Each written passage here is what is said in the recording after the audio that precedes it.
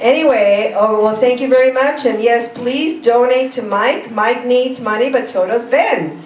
You know, they say that that's one of the hardest things to do is to ask for money.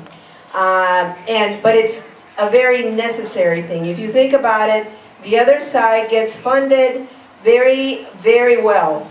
They have all kinds of organizations, all kinds of PACs, all kinds of people, and especially for these $10 donations, what I found out from the last campaign, and that as soon as a Democrat declares that he's going to be a candidate, the unions and everybody gets on the phone and they tell all their people, get them the $10, the $10, the $10, or whatever it is in their race.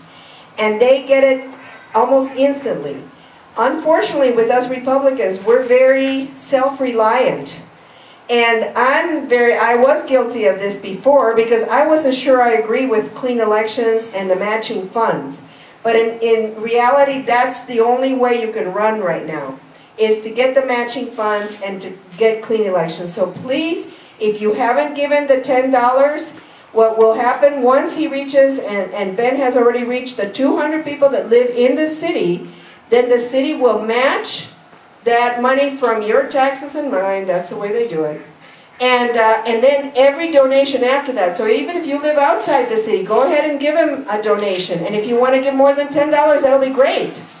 Okay? But everybody needs to help our candidates. We need to get out there. And please take a couple envelopes. If you have somebody at home that wasn't able to be here, I know that I did that for my son. I took it home and I said to my son, you need to give $10 for this. So to Mike. So I got him to give. So anyway, please. Now, we have a second candidate here. And I'm going to introduce to you Ben Buehler-Garcia. And I'm going to let him tell you all about himself too and about his great race. Here's Ben. Thank you, Pat. I think it's illegal to threaten your son to make a donation. I didn't threaten him. I just want to go on record that my campaign does not support. He listens to his mom.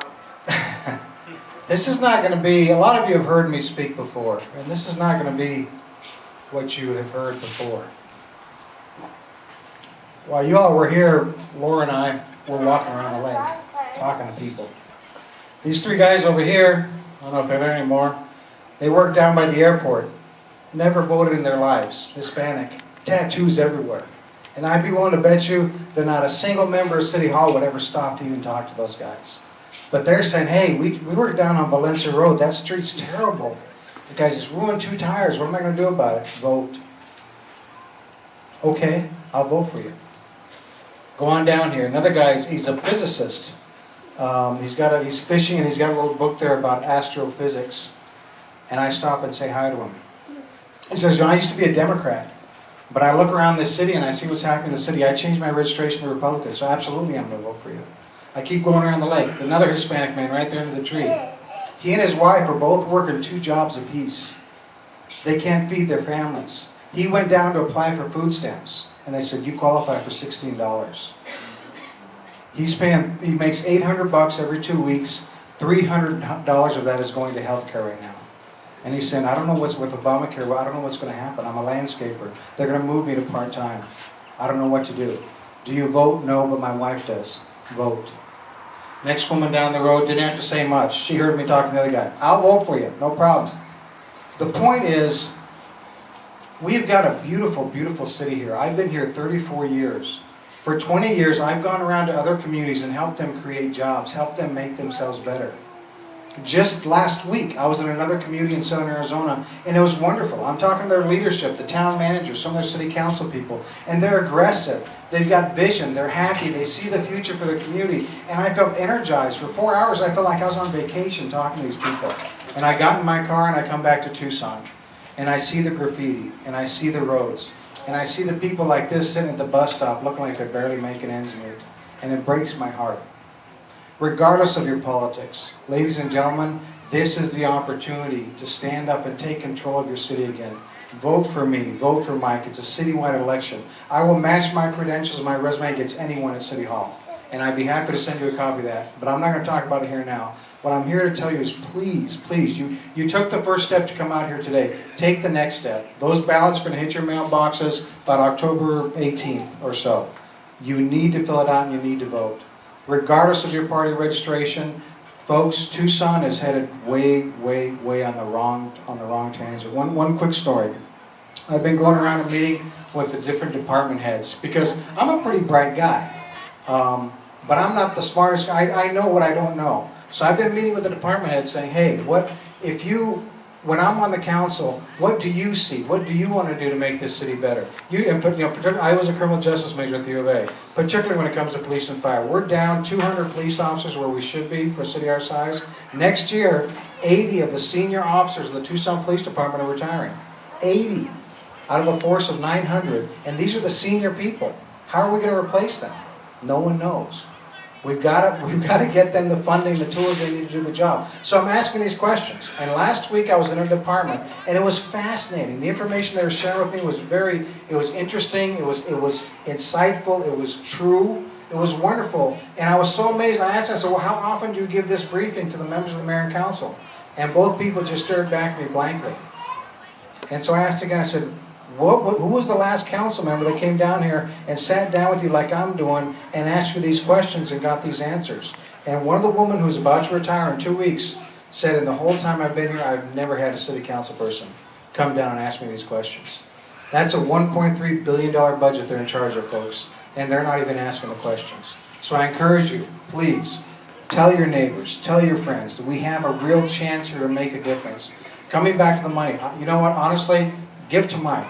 I'm doing really good, and it's so important that we have 2 changes down there. You get a chance to vote in all 3 races this October. So if you do have even $10, cash in your pocket, make sure you give something to Mike. When you go home, go to his website and donate online, because that's really important. So that's not what I usually say at a speech, but I got to tell you, after walking around this lake, I feel stronger than ever that this town needs a change. Thank you. Questions? No applause. Because nobody was clapping. That's okay. What do you all want to know? Tell us. What do you see needs to happen? What can we do to motivate you? I tell you what, no matter if you live in the city or not, you can all help. If you can't make a financial contributions, we've got people calling. I've got a volunteer, Marta. Flying Fingers Marta. She's called 10,000 voters by herself, just calling from a phone. We could use more people like that. We're out walking the neighborhood today. Come out and help us. If you speak Spanish, help us walk the west side.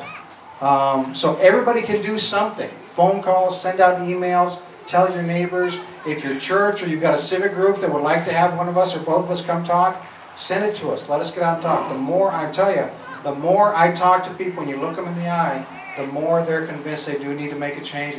But we can't do it by ourselves. Our teams can't do it. We need all the help we can get. So please volunteer. Yes, ma'am. I have a question. What is your website and why is it called what it's called? My website is votebencitywide.com, and the reason it's called that is because even today, as we're walking out here, particularly on the east side or other wards, people don't understand that it's a citywide election. When I ran in 2009, there were 74,000 ballots cast. I lost by 175 votes. And people came up to me afterwards and said, oh, I supported you, I wanted to vote for you, but I didn't because I don't live in Ward 3. And so if you live in the city limits, if you're a registered voter, you can vote, and please do so. If you're not registered yet, you can still register to vote for the general election. Citywide election, every Tucsonian can take charge of their own destiny coming up this fall. So please do. Other questions, feedback? Yes, sir. Are you going to work with Allie Miller? I mean, we're just totally business unfriendly. Yeah, the question is, am I going to work with Allie Miller? Absolutely. I think a lot of folks overlook the fact that the city limits is the county too. And so often they see what's happening, they think, oh, it's out there in the county, it's not us. Well, we are the county as well. So they owe us a responsibility to spend correctly as well. So, I don't know if you all saw the paper this morning about the RTA and now how they're coming up hundreds of millions of dollars short on their budget. We can't, the long-term fix, ladies and gentlemen, is to get more revenue. You get more revenue by getting more businesses. And not so much here, but I'll tell you, if you come to my neighborhood, just go lock the doors, strap the kids in, and take a drive up First Avenue from Grant Road to about Prince. And just look around. It is, this guy I talked to over here came here from Oakland, and he's complaining about the streets in the neighborhoods in Tucson. From Oakland, California. Drive those neighborhoods, look around. If you're a business person, if you're investing your capital, if you're putting your family's future at risk, are you going to plop down in a neighborhood like that? No. You're going to go to Sahuarita. Tucson first thing. I beg your pardon? I'm a contractor in town, okay? And we always used to talk about Tucson first, but yet we give all the work to out-of-town contractors. Yeah, So the money doesn't stay here. They bring their people in and it goes the out. folks, and I don't know this to be true, but what I've been told is those new towers going up by the U of A, all those subs are out-of-town subcontractors. Yeah. So it's, well, it's not just about experience, which I believe that Mike and I know that we bring to the table, but so much of it is also attitude. It's asking those questions. It's going and talking to the department heads. It's going down there and saying, look, I can't decide, Mr. Contractor, who you hired to build your project, but you know what? If you pulled your permits, here's a list. We'd encourage you to do Tucson first. But even the city takes out-of-town contractors. Yeah, yeah. Before local. Yeah, and that's what I'm saying. It's about attitude. It's about being focused. It's about being a full-time job. You know, a lot of people ask me about issues of what's Karen's position on this. Karen Newland, the incumbent. I said, I don't know. She's MIA. What's her position on Grand Canyon University? I'd be happy to tell you mine. I have done so on the radio 15 times. What's her position? Crickets. Got to be engaged full-time. And I'm dominating the mic, and Mike wants the mic. Comments? No? We need to start hiring more contractors in Tucson. Bottom line, we got. Yeah, but you go down to city council right now. Steve K, who was supposed to, I asked him for my vote back. Yes, all of us would. Well, I did, and you know, I thought he was on our side. He came before all the contractors at our big local meetings. And it's the same everywhere. The city of Tucson will hire an out-of-state, out-of-city contractor before they will a local. let me share an example with you. And I don't know how y'all feel about this, but Rosemont Copper's been a client of mine for the last 3 years. Karen Ulick in 1997, before anybody knew anything about the mine, what it was going to be, how they were going to do it, led the charge against the mine. For the last 3 years, I've been working with small businesses and individuals to make sure that they can get those contracts. And if you aren't signed up, go to Rosemont Copper right now and sign up. And they are doing local bid preferences. They do want to spend, and for them, local is Southern Arizona. Those are good jobs. Those are 2,100 good jobs that we should be having right now, and we should be building off that natural resource that we have in our community. Karen Rulick refuses to even think about it. She won't discuss it. And I kind of tell the story. I don't like cheese Danish, but I'm not going to vote against a bakery just because I don't like cheese Danish. You make the decision on what's better for the community as a whole, and she just, I don't want to tell you, it's just that she's the wrong person for the job. We can do so much better. And particularly for folks like you, because you're the one that's generating the job. You're the one that's generating the sales taxes. We need to pay for all this other stuff. If you look, seriously, the city budgets are online. Go look at the transportation budgets for the last 5 years. In the election year in 2009, when Karen was last running, we spent probably $17 million between the HERF money and the general fund money to maintain our roads. The year after she was re-elected, you know how much we spent out of the general fund to fix roads in Tucson that year in 2010? $38,000. For 5,200 miles of roads, $38,000. You know how much we spent in 2011? That's the answer. Nothing. And you ask why the roads are in such bad shape? Poor priorities, lack of courage. They got me fired up, Mike. Save me. Save you. Yeah, and another part on your question about the contract hire, and I have a background in supplier management, and there's a such thing as fair business practices when putting out a bid for work. And one of the things you do is you go to the local businesses and accept their bids, look at everything, and try and pick your local businesses first. Then if nothing suits you there with the requirements that you're looking for, then you would go out of state. I think that's something that we can propose once we get there and take a closer look at what their fair business practice is. But the Tucson contractors, I hear it on a regular basis from guys on the street that are getting laid off, that don't have any work. Grand Canyon University was one of the biggest ones. 2,400 construction jobs. A lot of people would have loved those jobs. That's high-paying jobs, and it would have helped you out, helped every other contractor out in this city. And the city pretty much slapped every contractor in the face or anybody else who wanted a job. Now it hurts even more. So we've actually lost probably between F-35 and Grand Canyon University, probably over maybe 6,000 possible jobs here, and we may lose DM because of our current city council. So we're in a bad way here. But I think if we get in there now, we can turn it around. But we have to do it now. If we don't do it now, this city is going to just get deeper in debt and go the wrong way like Detroit. I challenge you to call city council, call your council member and ask them about economic lift. Use the phrase economic lift. I guarantee you they'll give you a blank stare and say, what? So what that means is there's somebody out there right now in Tucson that's going to get some training or maybe take one of those $60,000 a year jobs at Rosemont, who's now earning $40,000 a year. When they take that job, that opens up their $40,000 a year job. So maybe this landscape guy who's taking home $800 every couple of weeks steps up. That's what we mean by economic lift. You're not just creating net new jobs, but all by a lake. A rising tide lifts all ships. You start to create those good high-paying jobs, the back fills in as well. That's what we need to lift our community. Honestly, I mean, just you drive around, you go out and talk to these people, it breaks my heart. We're actually doing pretty good here under this Ramada. Man, please, I don't know how else to say it, but we understand it. We've got the attitude. I've created jobs. You go down to the passages, Keen 136. The city hired me to do the Master Economic Development Plan that has resulted now in that development down there. Those neighbors desperately needed a grocery store. They had no services in their neighborhood. That's not a real high-income neighborhood, but they're driving 2-3 miles just to shop for groceries. So part of the plan is, look, you put in a neighborhood, you got the acreage right here, do it. Karen Ulick voted against that grocery store just because it's a Walmart, without a care for what the neighbors wanted, the jobs and the shopping. Not the kind of attitude you want down there. What about your website? You want to yeah. your website? Yeah, my website's mike4citycouncil.org, O-R-G, and the 4 is spelled out. And if you would like, I've got cards up here. I can give those to you. And if you have any questions, we'll be walking around here, and feel free to ask. Yeah, if you're too shy to get a lot of questions, you can just grab something. I have a question for both of you guys. Question for us. What do both of you think about the exorbitant wages that the city of Tucson employees are getting right now compared to the open market and the businesses and the corporations with their CEOs and their people underneath them?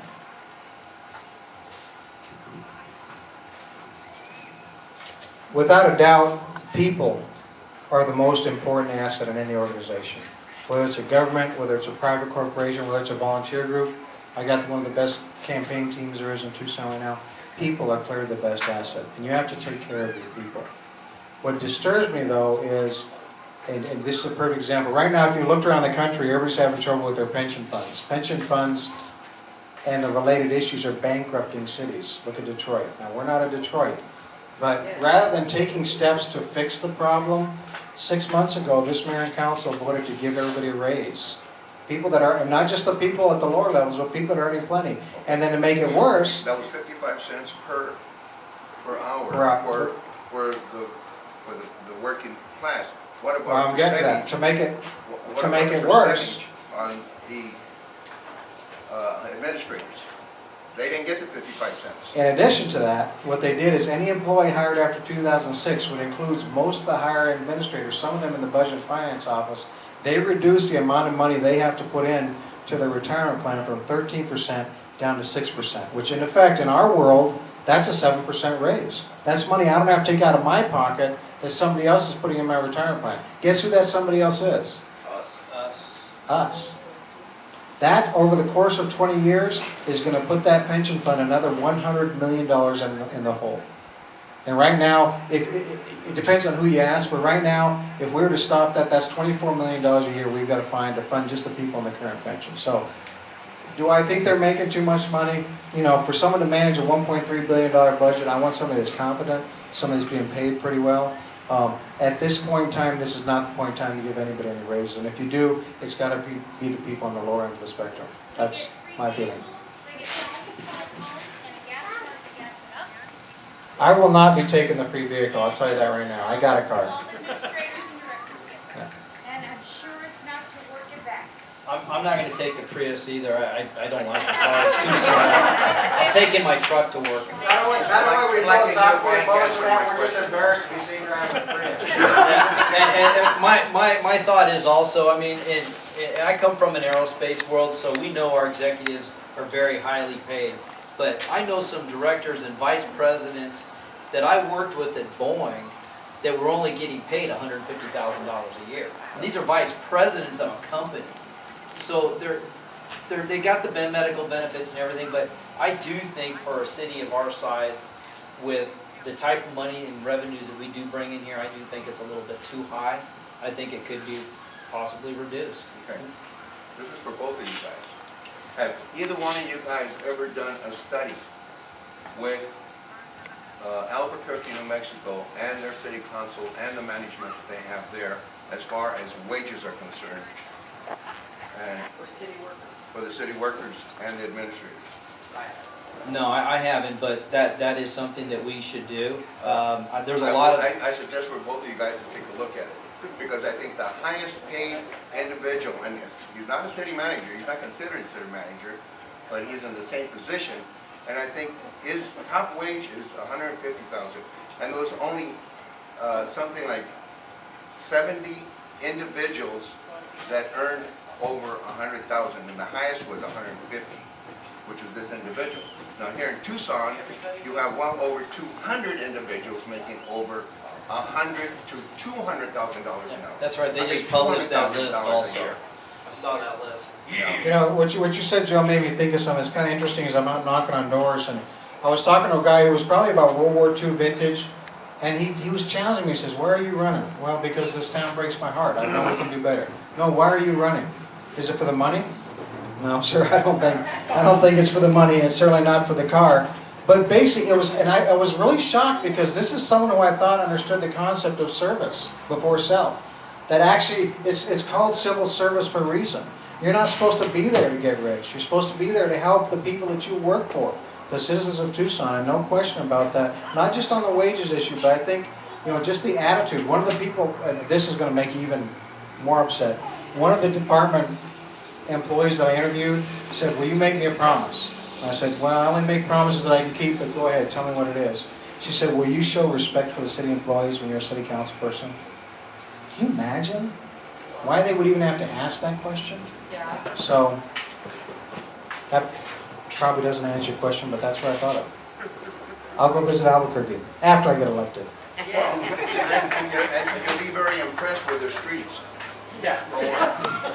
No, you're right. We do need to do a comparison. I think we should compare a couple other cities, not just one, and see what the pay scales are like. Also, other issues like our fees that we charge contractors. Right. What we need to do is we need to go to these different cities and major cities and say, what are the fees for each individual city, and how can we come in line with that? Because I know right now a lot of our fees here in the city of Tucson are higher than Phoenix. So we have to change that. And hopefully if we can reduce those fees and some of those regulations, we can get contractors working again and start projects and get things moving. But we got to eliminate the red tape. What about the city codes? What do you guys anticipate doing about the city codes?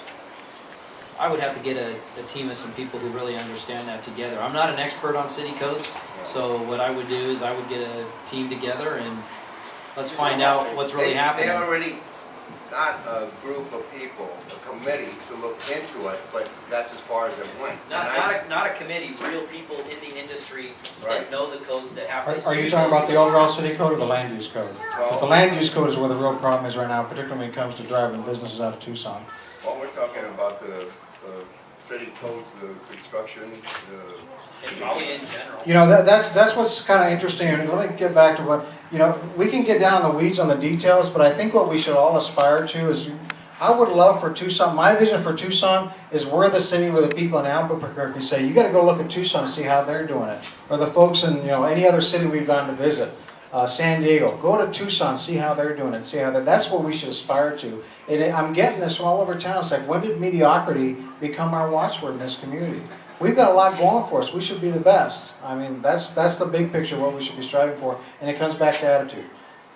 city code. One of the challenges is, as the mayor and council, we're supposed to set the overall vision and the overall tone for things. And the city manager and the department heads are supposed to actually make that come to fruition. What has happened is, because mediocre has become acceptable, they're not doing that. And that's where these things get out of control. I've had clients where the state were putting in a building. The plan approved said 1.5 inch water pipe. So they put it in the water pipe. The inspector comes up and says, why is it 1.5 inches? It should be 2 inches. Because that's what your office approved. It's right here. No. 2 inches. Take it out or I'm going to shut you down.